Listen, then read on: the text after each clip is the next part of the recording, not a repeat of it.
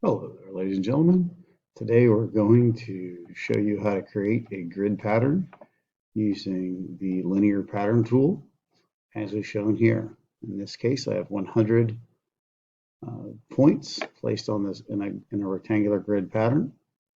If I were to do this by hand, it would take very long time and it would be cluttered with dimensions. But as you can see, all of the points are fully constrained, which is indicated by the fact that they are all turned black. And you can see that when I hover over any of the individual points, they have the linear pattern symbol shown. Linear pattern is on your tool ribbon at the top. It is the top of its drop-down menu. It has no keyboard shortcut that I know of.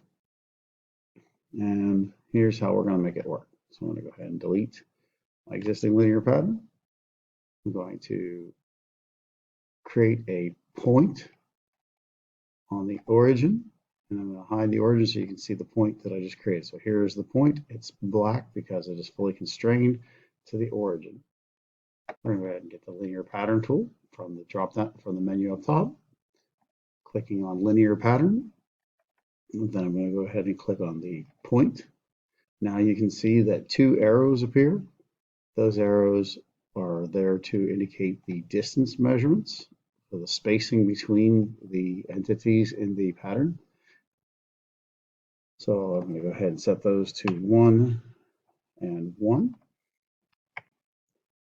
for this example. And then then you can see the X numbers, so 2X and 3X here. Yours might be 1 and 3, or other numbers might appear, but the X indicates the number of instances.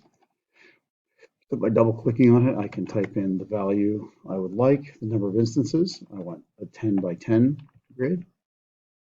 So far I've experimented with this and seems to be that with points, the largest grid I can produce is 100 by 100. After that, the system seems to crash.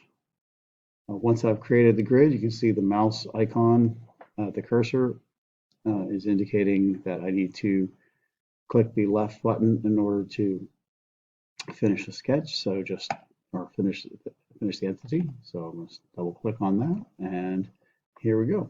So now I have a grid pattern, which I can use later for constraining other sketches or whatever I need to.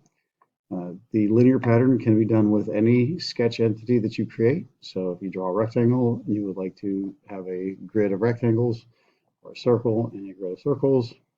It works the exact same way. Good luck, have fun, and as always, keep being awesome.